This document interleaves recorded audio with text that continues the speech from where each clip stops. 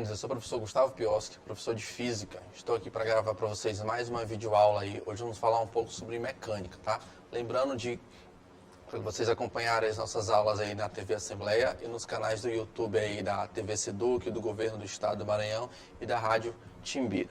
Bem, a gente vai falar hoje sobre mecânica voltada para a ideia de vetores, tá? Então, mecânica, né? Já comentei, já tinha gravado um pouco para vocês, que é a parte da física que estuda movimentos, tá? E lembrando que essa aula é uma aula para ensino fundamental e para também, né, alunos de primeiro ano, que são assuntos aí que geralmente é visto nas duas turmas, ok? Então, a gente está com uma aula de noções básicas sobre vetores, certo? Então, mecânica, que é a parte que estuda os movimentos, e para a gente estudar alguns tipos de movimento, algumas grandezas que aparecem nesses movimentos, a gente precisa ter uma noção básica do que são vetores, né? E eu preciso que vocês tenham aí uma noção de geometria, por exemplo, né? Que é algo que aparece muito aqui lá da parte da matemática. Então, o que é um vetor? Para que serve um vetor? Para que eu quero um vetor? Então, um vetor nada mais é do que um segmento de reta orientado que representa grandezas vetoriais. Ou seja, segmento de reta é um pedaço de uma reta orientada. Então, vai ter uma setinha lá que vai apontar para onde é que está indo esse vetor, para onde é que ele está saindo. Então, por exemplo, aqui, ó, uma representação simples de um vetor, eu tenho que esse vetor ele tem a origem, que é o ponto de onde ele está saindo, e a extremidade, que é o ponto onde ele está chegando. E aí eu represento, por exemplo, aqui é o vetor que eu represento pela letrinha V. Pode ser velocidade, mas pode ser qualquer outra coisa. Então eu coloquei V. Aí uma coisa que alguns alunos confundem. Eles acham, né? Alguns alunos eles entendem ou acham que essa setinha aqui, ó, que está meio transparente aqui, ó, essa setinha, ela precisa acompanhar esse vetor. Não acontece assim. O vetor é a seta que representa. Essa seta representa um vetor, que eu estou representando pela letrinha V. Em cima da letrinha, todas as vezes que você for representar uma grandeza vetorial, vai ter sempre um vetorzinho horizontal deitado apontando para a direita. É só para indicar que esse V representa um vetor. Ele não precisa acompanhar o vetor do desenho aqui, o original, ok? É só para dizer, ó, isso aqui se trata de um vetor. Então, tu vai olhar sempre um T com uma setinha em cima, um A com uma setinha em cima, um F com uma setinha em cima, ok?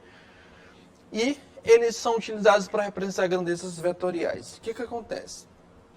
Quando você aprende física, a primeira coisa que você precisa aprender em física é o que são grandezas físicas, ou seja, as grandezas que estão relacionadas, né, dentro dos diversos conteúdos das diversas áreas da física. Então, o que acontece? A grandeza física é tudo aquilo que a gente pode medir no nosso dia a dia. Então, o que a gente costuma medir no nosso dia a dia? A gente costuma medir o quê? Temperatura, tempo, velocidade, aceleração, distância, né, altura, volume, área, energia. A gente costuma medir, né, diversas coisas, e cada uma dessas coisas que a gente costuma medir e geralmente associa-se a uma determinada unidade, a gente chama de grandeza física. Quando eu digo geralmente, é porque existem algumas grandezas, né, algumas exceções dentro da física que não têm unidade de medida. São as grandezas denominadas ou chamadas de grandezas adimensionais, ok?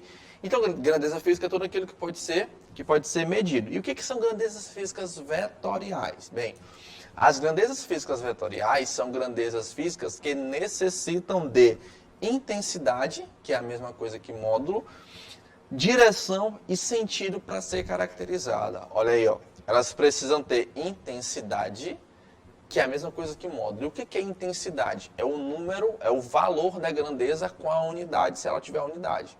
Beleza? Então, tipo, velocidade de 10 metros por segundo. O que é a intensidade? 10 metros por segundo. O número com a unidade. Qual é a grandeza? Velocidade. Uma grandeza, eu digo assim, olha, a aula dura 45 minutos. Qual é a intensidade dessa grandeza? 45 minutos. Número com a unidade. Qual é a grandeza nesse caso? Tempo, né? Estaremos falando de tempo. Só que as vetoriais, além da intensidade, elas precisam ter direção e sentido. para ser caracterizada, ela precisa ter direção e sentido. Outras grandezas que são as escalares, que acredito que está aqui, ó, coloquei como observação para você, só para você comparar, são aquelas que necessitam apenas da intensidade. Só a intensidade já caracteriza ela. Vou dar um exemplo para vocês. Aqui eu coloquei aqui, ó, massa, temperatura, energia e tempo. Mas eu vou dar 2 exemplos para vocês. Vamos supor que você pergunta para alguém, né, quanto tempo ele vai demorar para chegar em determinado lugar. E a pessoa fala assim, eu vou demorar ainda 20 minutos para chegar aí na sua residência, por exemplo. O que acontece? 20 minutos é a intensidade. Mas só a intensidade já caracteriza a grandeza. Que grandeza é essa que a gente está falando? É o tempo. Então, 20 minutos já caracterizou. Ele não precisa dizer para você assim, olha, eu chego daqui a 20 minutos para a direita, ou 20 minutos para cima, ou 20 minutos para baixo. Isso não faz sentido. Por quê? Porque o tempo ele é classificado como uma grandeza escalar. Ele só precisa da intensidade para ele ser caracterizado. Ele não precisa de direção, ele não precisa de sentido. Então, ele é grandeza escalar. Diferente dessa grandeza aqui, ó. Dessas aqui, ó. Vou colocar aqui, por exemplo, a grandeza deslocamento. Né? Você precisa se deslocar. Aí você vai lá, liga para fulano de tal, aí diz assim, como é que eu faço para chegar aí na sua casa, por exemplo? O rapaz lá vai dizer, olha, você tem que pegar a rua tal, virar para a esquerda, virar para a direita. Se ele falar para você assim, olha, a minha casa fica daqui a, sei lá, 2 quilômetros, só essa informação você não consegue chegar.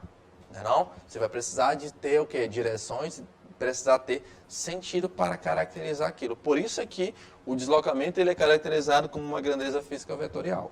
Então, toda grandeza que precisa de, além da intensidade, ele precisa da direção e precisa do sentido, eu chamo de grandeza física vetorial. E aqui eu coloquei velocidade, aceleração, força, impulso, deslocamento, para vocês aí de fundamental, primeiro ano. Velocidade, aceleração, força, deslocamento. Basicamente essas 4 que vocês trabalham aí nessa parte de mecânica. Tá bom? Aí depois vocês vão trabalhar no final também impulso, mas para primeiro ano aí que eu vou fazer no final. Quem vai estudar isso lá no final. Então, por exemplo, aqui, ó, eu tenho um vetor que eu representei e aí eu estou mostrando para vocês, é um vetor como se fosse um vetor força, eu estou mostrando para vocês que ele tem intensidade, direção e sentido.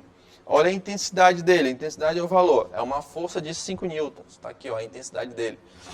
Direção, horizontal, horizontal, isso é direção. E sentido está apontando para a direita.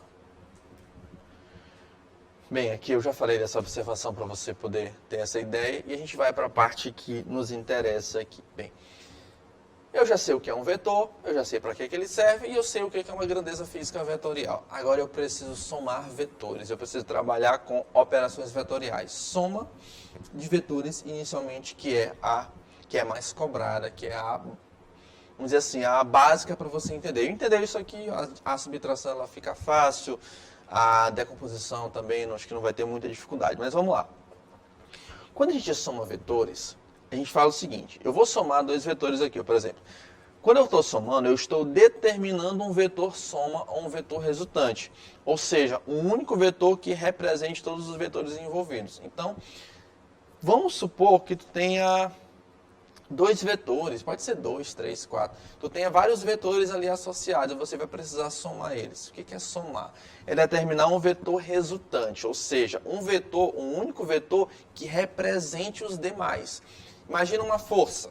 Vamos pegar a força como exemplo. Você tem mais, sei lá, 5 pessoas empurrando um objeto, um caminhão, por exemplo. Está empurrando um caminhão ali 5 pessoas. Vem alguém mais forte, com mais força, e diz assim, vocês 5 vão sair daí porque eu vou empurrar esse caminhão sozinho. Significa o quê? Que essa pessoa está representando um vetor resultante, ou seja, ela sozinha está conseguindo ter o mesmo efeito que aquelas 5 pessoas teriam juntas, ou seja, faz um papel de vetor resultante. Porém, o que eu quero que vocês entendam? Observe que a gente coloca assim, ó, S setinha, que vai representar o meu vetor soma, o meu vetor resultante, pode ser R também, igual a A setinha mais B setinha. Ou seja, é o vetor resultante que é o resultado da soma de A mais B. Isso aqui é uma equação vetorial. Eu represento uma soma, porém não significa que eu vou, de fato, somar normalmente esses vetores, do tipo, se esse vetor A aqui, ó, ele for um vetor tipo 4, valor 4, intensidade 4, e esse vetor B for um vetor tipo 10, então quanto é que dá a soma do vetor 4 com o vetor 10? Vai dar 14? Depende. Você não vai afirmar que vai dar 14, você vai o quê? Vai analisar como eles estão posicionados. Por quê? Porque além da intensidade dele, além do valor dele, eu preciso analisar também a sua direção e o seu sentido, ok? Então vamos lá. Para fazer isso, eu tenho geralmente duas regras que a gente utiliza. É uma regrinha que a gente chama de regra do paralelogramo e a regrinha é a regra do polígono. Essas duas regras são utilizadas para você fazer soma de vetores e você vai, quando você for resolvendo exercício, você vai se familiarizando com elas e vai vendo. Eu não digo que tem a mais fácil ou a mais difícil. Eu digo que tem, quando você pega a questão, você vai, pela questão, você vai escolher a mais simples de você resolver aquele problema, ok? Então, por exemplo, diferença entre elas. Regra do paralelogramo. Eu só posso usar dois vetores. Ou eu posso ter até 3 ou 4, mas eu tenho que fazer de 2 em 2, certo? Então, significa o seguinte. Dados os vetores abaixo, determine o vetor soma, que é a resultante pelo método do paralelogramo. Então, eu quero somar esses dois. Eu quero fazer a soma de A mais B. Tu já sabe que não é uma soma simples, né? É só eu somar. Geralmente, dependendo, vai depender da posição que eles estão da forma como eles estão posicionados. O que vai acontecer? Qual é a regrinha? Tu vai pegar esses dois vetores e tu vai posicionar eles de tal forma que eles coincidam, exista uma coincidência das suas origens, eles passam a coincidir origens. Ou seja, observa aqui, ó, é como se eu estivesse pegando bem aqui, ó, esse vetor A, tirando ele daqui, ó, e colocando ele bem aqui, ó, coincidindo, ó, origem com origem, ficando isso aqui, ó, origem com origem, certo? Primeiro passo é esse, simples, não mudei nada, só unir eles pelas suas respectivas origens. O que vai acontecer? Eu vou fechar um paralelogramo com retas paralelas aos vetores. Ou seja, isso aqui, ó, traça uma reta paralela ao vetor B, aqui em cima, ó, e traça uma reta paralela ao vetor A, aqui, ó. E aí eu fecho um paralelogramo. Por isso, regra do paralelogramo. Quem é o meu vetor resultante? O meu vetor resultante tem que ser a diagonal que vai cortar isso aqui, ó. Ou seja, vem aqui, ó. É só tu pensar da seguinte maneira. Imagina que isso aqui é uma cadeira, por exemplo, e eu tenho uma pessoa puxando a cadeira para cá, e eu tenho uma pessoa puxando a cadeira para cá. Onde é que essa cadeira vai? Vai ser nessa diagonal aqui, ó. Ela está recebendo a ação dessas duas forças aí. Isso é resultante, certo? Isso é resultante. Então, a minha resultante ela está representada aqui, ó. Isso aqui está representada, a gente vai aprender a calcular. A questão pode perguntar para vocês, pode pedir uma representação, que é você fazer desenhos mesmo, geometria, ou pode pedir os valores. Então, unindo os pontos indicados e colocando a seta conforme a figura acima, você obterá o vetor resultante. Bem, agora a gente vai calcular. Sendo beta o ângulo entre os vetores, pode-se determinar o módulo da intensidade do vetor resultante pela lei dos cossenos. Lembra da lei dos cossenos lá na matemática? Então eu tenho aqui, ó, esse ângulo beta aqui, e aí você vai aplicar a lei dos cossenos. Qual é a diferença? Aqui, ó, a gente considera positivo. Por quê? Porque a gente está pegando esse ângulo aqui, ó. Se você fosse aplicar a lei dos cossenos lá no triângulo, lá na matemática, você ia pegar esse ângulo aqui, ó. E aqui é menos. Né? Você deduz lá, você vê que aqui é menos. Só que eu não estou pegando esse cara, eu estou pegando esse aqui, ó. Porque geralmente ele vai te dar o ângulo entre os vetores. Esses dois ângulos são suplementares. Quer dizer que a soma deles tem que dar 180. Então quer dizer que o cosseno de um é o cosseno do outro, só que com sinal trocado. Então quer dizer que se eu pegar esse cara aqui, eu tenho o mesmo cosseno, só que troca o sinal. Em vez de ser menos, ele vai passar a ser mais. Ok? Então quais seriam as características do meu vetor S? Intensidade. Lei dos cossenos aqui, só que com mais. Bem, aqui é 2, tá? 2 vezes A vezes B. Direção oblíqua ou inclinada, né? Direção inclinada. E sentido nordeste, né? Tanto aqui para leste, para norte, então eu tenho o sentido nordeste, tá? Então está caracterizado esse meu vetor resultante pela regra do paralelogramo.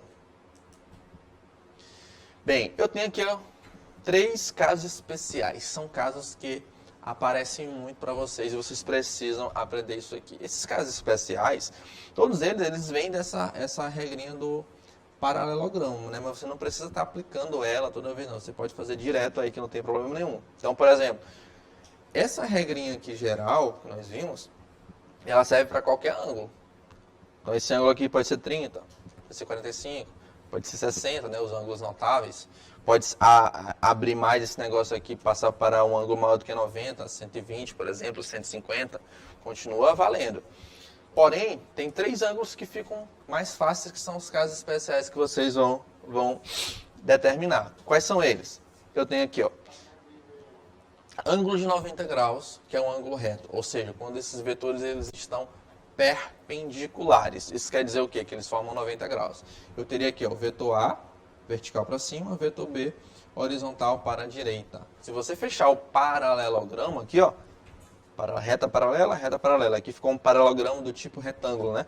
Você traça aqui a sua diagonal S e o teu S passa a ser o teu vetor resultante. Se tu for aplicar na equação, quando tu coloca aqui o cosseno de 90, esse cosseno de 90 aí, ele vai ser zero. Aí você zera isso aqui, ó. Ficando só com essa parte aqui, ó. E aí você passa a ter um teorema de Pitágoras. Então você não vai precisar toda hora ficar fazendo aquilo ali, não. Se os vetores forem perpendiculares, o que vai acontecer? Você vai apenas pegar esse S aqui, S ao quadrado, igual a ao quadrado mais B ao quadrado. Teorema de Pitágoras como se fosse a tua hipotenusa. Então, S ao quadrado é igual a ao quadrado mais B ao quadrado. E você vai ter o seu vetor resultante em intensidade, direção e sentido. Então, intensidade, direção e sentido. E os dois casos mais básicos, né? Que são os casos quando o teu ângulo ele é nulo. Ou seja, vetores com a mesma direção e com o mesmo sentido. Então, vetores que estão apontando para o mesmo lado. Então, imagina que eu tenho 2 pessoas puxando alguma coisa para o mesmo lado. Uma está ajudando a outra, não. Então, o que a gente faz? A gente apenas soma as forças. Quem é a resultante? É uma ajudando a outra, então uma está somando com a outra. Então, nesse caso, se você pegar aqui, ó, por exemplo, ó, S2A mais D, então A sendo 6 e D sendo 10, como eles estão para o mesmo lado, 6 mais 10 é 16. Ou seja, esse aqui é o caso que de fato você somou. Ele perguntou uma soma e você de fato somou. Observe isso aqui, ó. Ele perguntou uma soma, ele vai perguntar sempre a soma e você aplicou Pitágoras. No anterior, ele perguntou uma soma e você aplicou a regra do paralelogramo. Nesse próximo aqui, ó, que é o terceiro caso, quando você tem um ângulo raso, vetores com mesma direção, porém em sentidos opostos, ângulo raso quer dizer 180 graus, observa que ele está perguntando uma soma. Só que os vetores têm sentidos opostos. Um aponta para a direita, o outro aponta para a esquerda. Na hora que um aponta para a direita e o outro aponta para a esquerda, se tu comparar com a ideia de força que eu já falei para vocês, um está atrapalhando o outro. Né? Quem vence? Aquele que tem o maior valor de força, não? Então o que vai acontecer? Você subtrai. A pergunta é uma soma, porém você vai subtrair. Ok? Então aqui o C é como se fosse... Ó, ali deu 6, né? Como se fosse aqui, por exemplo, C fosse 4 e o D fosse 10. Aí você subtrai e você vai encontrar 6 unidades ali, direção horizontal, e fica para o sentido do maior, ok? Então, regra do paralelogramo, caso geral, qualquer tipo de ângulo, e temos os 3 casos especiais. 90 graus eu aplico Pitágoras, quando tem a mesma direção e mesmo sentido eu faço uma soma normal, uma soma algébrica normal, e quando tem a mesma direção e sentidos opostos eu faço uma diferença de vetores, diferença entre os valores, né? Mas o caso é a soma vetorial, tá ok? Observem aqui, ó. Aqui eu coloquei 3 exemplos para vocês, 4 exemplos para vocês aqui, para você entender cada um deles aqui. Então, de segunda a quinta-feira, Joana caminha em um parque, percorrendo cada dia 2 trilhas diferentes e retilíneas, representadas pelos vetores R1 e R2. Qual será o módulo do vetor resultante R obtido a cada dia do percurso realizado pela Joana, sabendo que ela percorre? Olha aí, ó. O que acontece? Segunda-feira, terça, quarta e quinta-feira. Começar por segunda-feira, ela vai e percorre 4 quilômetros para cá e percorre mais 3 km nessa direção diagonal aqui, seria uma direção nordeste, né? E forma aqui entre eles um ângulo de 60 graus. O que eu tenho que fazer? Se eu for aplicar a regra do paralelogramo, eu tenho que pegar esse vetor R1 e jogar ele para cá. Ó. Então, vamos ver como é que ficaria isso aqui. Ó, peguei o vetor R1 e joguei para cá. Ó. E aí, esse ângulo aqui ó, é o meu ângulo de 60 graus, que é o ângulo que ele está colocando aqui. Ó. Então aqui na figura você só tem a questão dele ser suplementar, que é o que eu tinha falado para vocês, mas isso aqui não vai importar não. Importa esse cara aqui, ó. Jogou na equação, ó, a equação, regra do paralelogramo. R2, que é o meu resultante, vetor 1 ao quadrado, vetor 2 ao quadrado, mais 2 vetor 1 vezes vetor 2 vezes o cosseno do ângulo, que é um ângulo 60 graus. Cosseno de 60 vale 1/2. Aí jogou na equação aqui, pam, pam, pam, aqui 16, aqui 9, aqui corta 2 com 2 vai dar 12, 16 com 9 aí 25, né, mais 12, 37. Tira a raiz quadrada, você tem raiz quadrada de 37, que dá mais ou menos esse valor aí. B, bem, B seria a terça-feira. Observa que na terça-feira eles estão perpendiculares. Ó. Eu posso pegar esse vetor aqui, colocar ele para cá, né, e fechar o triângulo certinho. Ou, na configuração aqui, ó, ele pegou e colocou essa seta aqui. Ó. Isso aqui seria já pela regra do polígono que eu vou falar para vocês. Mas só para você ter uma noção, você ter já uma ideia que eu vou falar para vocês, regra do paralelogramo, que foi feita na letra A, ele pegou e fez a união dos vetores pela origem. Ó, origem com origem. Regra do polígono, eu não ligo por origem, eu ligo em sequência. Origem com extremidade. Olha aí, ó. Ó o vetor 1, depois na sequência o vetor 2. Independente da regra que tu vai usar, o resultado é o mesmo. Ó, vetor resultante. Quem é o vetor resultante por essa regrinha aqui? É o vetor que liga a origem do primeiro com o final do último. Continua sendo perpendicular, continua aplicando o teorema de Pitágoras. Aí eu tenho R ao quadrado, R1 ao quadrado mais R2 ao quadrado, né? R é a resultante, 8 e 6 dá 100, raiz de 100 vai dar aí 10, beleza? Eu tenho na letra C, olha aí, ó, mesma direção e mesmo sentido. Quem seria então o meu vetor resultante? Vai ser apenas uma soma. O vetor resultante vai ser apenas uma soma simples, a letra C aqui embaixo. 7 mais 3 dá 10. E na letra D, na quinta-feira, ela percorre 9 km aqui na direção leste, depois ela volta para a direção oeste aqui 2 km. Então são sentidos opostos. Aí o que vai acontecer? Você vai fazer a subtração entre esses vetores. Pede-se a soma, porém você acaba fazendo uma subtração porque eles estão em sentidos opostos. Ok? Então, por exemplo, exercício 2. Aqui a gente vai determinar essa questão de ser vetorial, de ser escalar e tudo mais. Verifique quais as grandezas escalares e vetoriais nas afirmações abaixo. Então ele coloca aqui, ó. 1. O deslocamento de um avião foi de 100 km na direção norte do Brasil. 2. A área da residência a ser construída é de 120 metros quadrados. 3. A força necessária para colocar uma caixa de 10 kg em uma prateleira é de 100 Newton. 4. A velocidade marcada no velocímetro de um automóvel é de 80 km por hora. 5. Um jogo de futebol tem um tempo de duração de 90 minutos. Assinale a alternativa que apresenta a sequência correta. Qual é a alternativa que vai apresentar a sequência correta aqui? Então vamos lá. Eu preciso primeiro identificar quais são as grandezas associadas para cada afirmação. E aí eu identifiquei aqui para vocês.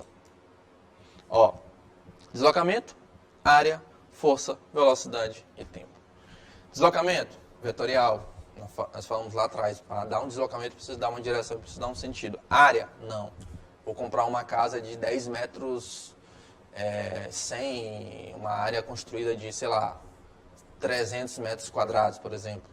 Então não precisa de direção, não precisa de sentido. Então vetorial, escalar, força vetorial, você vai aplicar uma força, você precisa saber aonde você vai aplicar, para onde você vai aplicar essa força vetorial.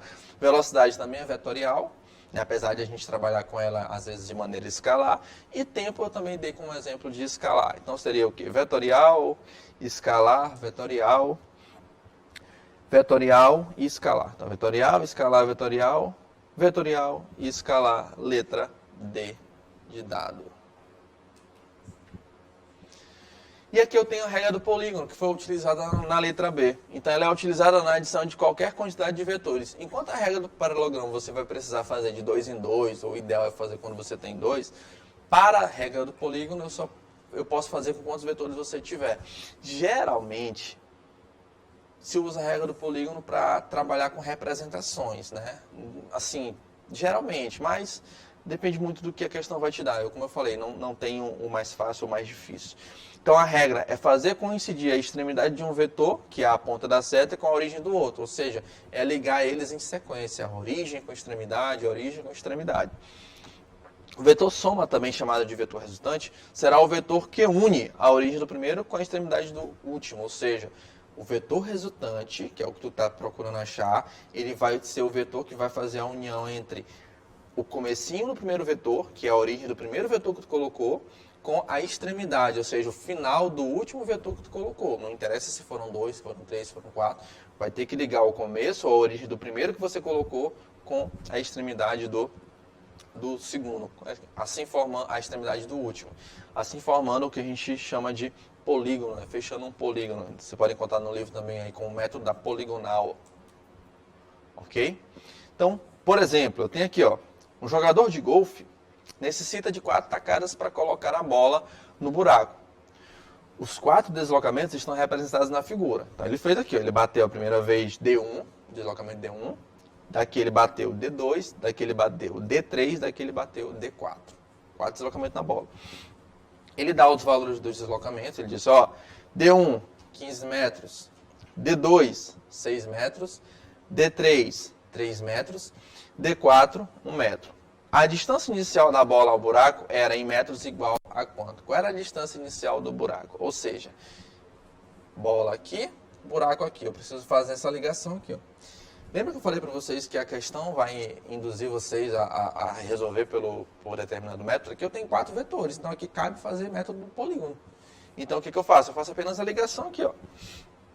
Pan, aí tu vai dizer assim, professor, aí no caso eu iria aplicar a regra do... Eu posso aplicar aquela lei dos cossenos lá? Pode, por quê? Porque você vai calcular a intensidade, né? Aqui você está usando a regra do polígono para você saber para onde vai estar o vetor, mas a intensidade pode ser das mesmas maneiras, das mesmas equações que você trabalhou no exemplo anterior, por exemplo, certo? Então o que vai acontecer? Eu vou fechar esse polígono, vou fechar o polígono, aqui, ó, tracei a minha retinha vermelha. E qual é o meu objetivo? É calcular o valor de S. O que é o valor de S? É o tamanho dele. A intensidade do vetor é representada pelo tamanho dele, né? Então eu tenho aqui, ó, vetor S. O que vai acontecer? Eu tenho que ter cuidado com a figura. Porque geralmente essas questões, elas nos levam para triângulos e retângulos. Então, por exemplo, eu quero saber quanto é que dá isso aqui, ó, que é a minha resultante. Beleza. O que faz? Observa aqui que eu fechei, ó. Bora fechar um triângulo retângulo aqui, ó. Por que esse pedaço aqui é 5? Porque é 6 daqui, tira 1 daqui, fica só esse pedaço aqui que é 5. Esse pedaço aqui, por que é 12? Porque aqui era 15, eu estou pegando só esse pedaço aqui, ó. Então tiro os 3 daqui, que é o mesmo 3 daqui, ó. Fica 12 e 5. Então eu fechei a regra do polígono e agora eu estou resolvendo pela ideia do... fechando um triângulo retângulo, e aí, triângulo retângulo, eu vou aplicar a teorema de Pitágoras. Aí, independente do qual método você está usando, caiu na geometria, caiu num triângulo retângulo, eu quero calcular uma hipotenusa, que está sendo o meu vetor resultante, e vou aplicar S2, 12 ao quadrado mais 5 ao quadrado, 144 mais 25, né? Você vai ter 169, raiz de 169 é 13 metros, é o deslocamento, ou é a distância inicial da bola para o objeto, que foi o deslocamento dela. Então, o deslocamento é um pouco diferente do caminho percorrido. Né? Vale lembrar isso aqui, ó. Se ele perguntasse o caminho percorrido pela bola, eu teria que calcular 15 com 6, dá 21, com 3, 24, com mais 1, né? 25. Percorreu 25 metros. Mas quanto ela deslocou? Deslocamento é a distância ou o vetor que liga o ponto de saída ou o ponto de partida ao ponto de chegada. Então, ela deslocou apenas 13 metros. E aí, para a gente finalizar, eu tenho aqui uma decomposição vetorial. Muitas vezes a gente precisa decompor vetores. Por quê?